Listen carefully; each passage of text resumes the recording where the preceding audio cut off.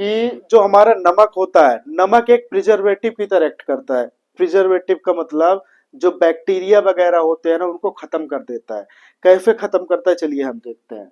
ठीक है, जैसे हमारे पास ये क्या है, एक बैक्टीरिया है। बैक्टीरिया के अंदर पानी का अमाउंट ज्यादा होता है, पानी का अमाउंट ज्यादा यानी वाटर का अमाउंट ज्यादा, बट फॉल्ट का कंसंट्रेशन होता है कम। फॉल्ट यानी सोडियम यानी नमक या अदर कुछ हो सकते हैं, नॉर्मली ये है। पर जैसे ही हमने इसको कहाँ पे डाला, फूड में डाला, पर फूड के पास अभी नमक नहीं है यानी फॉल्ट का कंसंट्रेशन कम है। दूसरा कंडीशन होता है जब हमने क्या किया, हमने एक ऐसा फूड लिया, एक ऐसा भोजन लिया जिसके अंदर हमने सॉल्ट का अमाउंट ज्यादा कर दिया यानी नमक डाल दिया। जब नमक डाल दिया तो फूड में सॉल्ट का अमाउंट ज्यादा हो गया। ठीक है, अब ये जो माइक्रो ऑर्गेनिज्म है, जो बैक्टीरिया कहाँ पे आता है, उस खाने के पास आता है, उस भोजन में आता है जिसके पास सॉल्ट का अमाउंट ज्यादा होता है। अब बैक्टीरिया के पास खुद क्या है, सॉल्ट का अमाउंट कम और वाटर के अमाउंट ज्यादा। तो यहाँ पे एक सिंपल सा प्रोसेस होगा जिसको हम बोलते हैं ओस्मोसिस। ओस्मोसिस में आपका एक एग्जांपल होगा। ओस्मोसिस का मतलब ये होता है कि लो कंसंट्रेशन, जो सॉल्ट का लो कंसंट्रेशन होता है और हायर सॉल्ट का कंसंट्रेशन, उससे वाटर का मूवमेंट होना। याद रखना, ओस्मोसिस में सॉल्वेंट का मूवमेंट होता है। सॉल्वेंट यानी वाटर का मूवमेंट होगा। कहां से होगा, सॉल्ट का कंसंट्रेशन जिधर कम है, लो सॉल्ट कंसंट्रेशन से हायर सॉल्ट कंसंट्रेशन तक। ठीक है, अब देखो इसमें जो यह है हमारे पास माइक्रो ऑर्गेनिज्म, जो बैक्टीरिया आया कहां पे आके बैठ गया, जहां पे खाना था। खाने में क्या थी, नमक। अब देखो बैक्टीरिया के अंदर सॉल्ट का कंसंट्रेशन है कम और खाने के अंदर सॉल्ट का कंसंट्रेशन ज्यादा।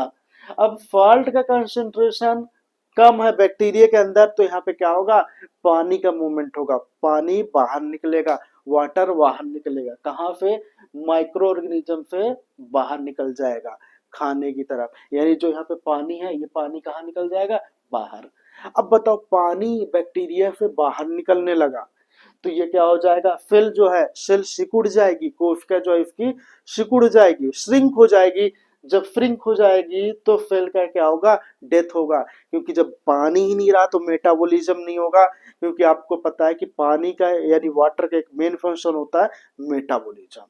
तो इस तरीके से सॉल्ट क्या करेगा, बैक्टीरिया को क्या कर देता है, खत्म कर देता है। समझ में आया। सिंपल वर्ड में हम आपसे बोले कि जो साल्ट होता है, जो नमक होता है, वो प्रिजर्वेटिव की तरह का इफेक्ट करता है, यानी बैक्टीरिया को कैसे खत्म करता है। तो आपको पता है कि बैक्टीरिया के अंदर क्या होता है, साल्ट का कंसंट्रेशन कम, पानी का कंसंट्रेशन ज्यादा। पर जैसे ही आपने क्या किया, एक खाना लिया, एक फूड लिया जिसमें क्या डाल दिया, नमक। अब उस फूड में क्या होता है, नमक का कंसंट्रेशन हो गया ज्यादा। ठीक है, अब उस फूड में आके ये बैक्टीरिया बैठता है। तो ये जो बैक्टीरिया है, बैक्टीरिया के अंदर सॉल्ट का कंसंट्रेशन है कम और वाटर का कंसंट्रेशन है ज्यादा। तो यहाँ पे एक प्रोसेस होगा जिसका नाम है ओस्मोसिस। ओस्मोसिस का मतलब ये होगा कि जहां पे लो कंसंट्रेशन है सॉल्ट का, वहां पे वाटर का मूवमेंट होगा, वहां से पानी निकलेगा। और सॉल्ट का कंसंट्रेशन कहाँ पे है, कम, बैक्टीरिया के अंदर। तो वहां से क्या होगा, पानी बाहर निकलेगा। जब पानी बाहर निकल जाएगा तो जो बैक्टीरिया है, बैक्टीरिया के सेल क्या हो जाएगा, श्रिंक हो जाएगा, सिकुड़ने लगेगा। इसी को हम बोलते हैं प्लाज्मोलाइसिस।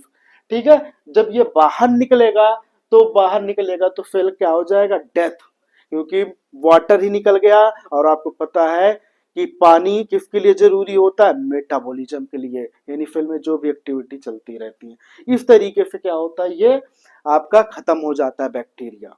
ठीक है, यानी नमक इस तरीके से प्रिजर्वेटिव की तरह एक्ट करता है। ठीक है।